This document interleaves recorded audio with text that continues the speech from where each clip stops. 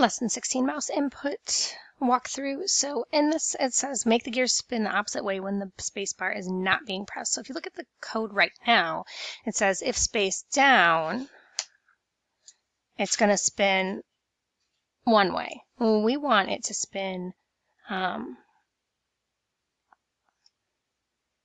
when the space bar in the opposite way when it's not being pressed. So it'll always move, but just in a different way.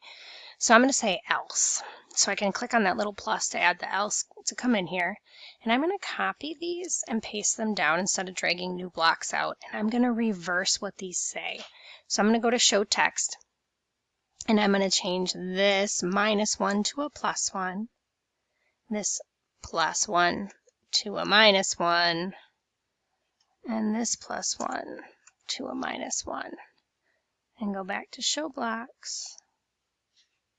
Now if I run, they're moving until I hold my space bar down, and then they go the other way. So I just reverse these numbers and put them into an else block.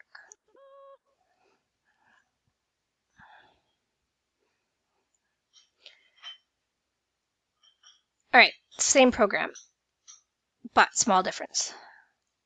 Let's see. If mouse down, they move.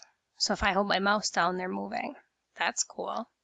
Now it says, make the gear spin the opposite way when there's no user input. So I'm going to say else, and I'm going to do the same thing. I'm going to copy these down, paste them in here, and then reverse these numbers. So I'm going to go to show text.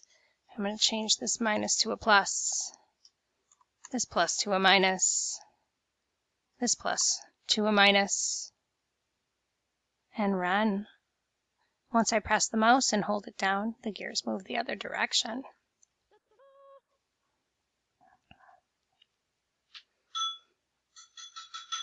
All right, mouse clicks, run, says, add code that checks whether the mouse is being pressed. The balloon should move up if the mouse is pressed down, otherwise it's going to go down the screen. So we're going to say, we need an if else here.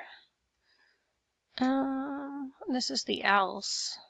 So if the mouse is being pressed, we want to do this exact same thing, but we want it to be going up -1. And we want to know if mouse down, where are you, mouse? Mouse down. So it's going down, but now when I hold my mouse down, it goes back up the screen. How cute is that? There's all that code. Whee!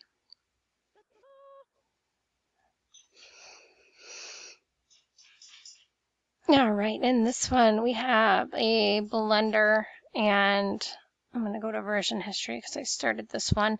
The blender right now, when I run the program, if my mouse is on this side of the screen, so as soon as it comes to this is the 200 mark. So once I'm over here, less than 200, that blender starts going. I want to make it so that when my mouse is on the other side, the mixer starts going.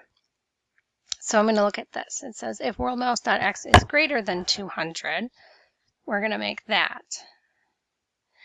I can simply, there's a couple different ways that you could do this, but we're just going to do it with an else. So I'm going to say plus, and I want the mixer to rotate instead. And you can see the mixer is at, I want it to shake randomly on the X and the Y. So we need X, we need a Y, scroll up just a little bit, mixer, and we want it to be between 300 and 310. Hey now, I forgot to put the random numbers in there. Random. 300, 310, and then mixer.y, same thing, but my random, oh no, same thing, 300 and 310. And now when I run it, when my mouse is over here, my mixer's shaking over here, my blender's shaking. I wonder if there's a point where I could get them both to shake. I highly doubt it, because there's that fine line. Yeah, no, it'd have to be equal, then less than or equal to 200. They don't give you that yet. That would be kind of cool. All right, practices, Ladybug.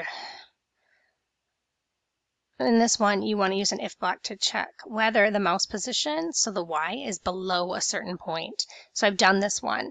So right now, if my mouse is greater than 250, I want my bug to move.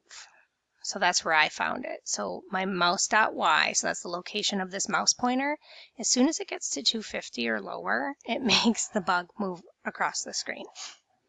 So you'll pull out that if block. The world mouse.x and y are right here inside of the world, 250, and my bug x. And let's get this ghost moving with the mouse. So right now, we have the mouse. We want to check for the location of the mouse. It says write at least 2 if statements to check for the location of the mouse. Make the ghost move in a different direction for each mouse location. So let's do an if, and we'll put this in here, and an if, and here. So this one's going minus. So let's say if the world mouse X is, oops, probably should use a condition in there, less than, this one will do, world mouse X is less than 200.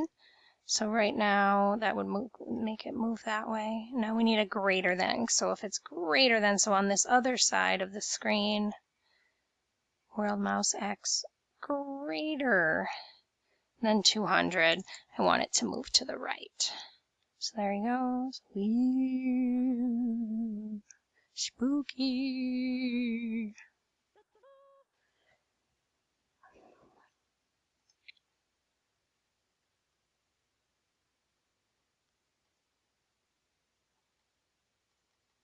Okay, so this one, we want to change it so that the creature shakes only when the mouse is pressed. Change the codes, the directions, press the mouse, shake the creature show only when the user is not pressing the mouse. So, run. It's shaking all the time. So I want to check to see if the mouse has been pressed down. So I'm going to go to control, and I'm going to say if, and I'm going to add else in here. So if the mouse is pressed down, the creature's going to shake. Otherwise, it's going to display this text, run. Now, the problem with that is this draw sprites. There we go. You got to get the draw sprites up in the top. You can't put it in the if loop. It messes things up. Cute. I'm going to do the follow the mouse. I want you to see this one. So in this one, we want the mouse to be exactly where I want this bee to follow me on the screen, exactly where I am. So I need to create the sprite, set its animation, bee, bee, bee, throw a background, sky blue, maybe throw a draw sprites in there so he actually shows up. Beautiful. Now, this one's actually a lot easier than you would think. It's interesting. So we're going to say b.x is equal to worldmouse.x. So right now he'll follow my x. Now if I want him to go anywhere on the y, I also have to show that. So I'm going to go to b.y equal to mouse.y. I didn't mean to pull that up. There we go. And now I can make the bee follow me all over the screen.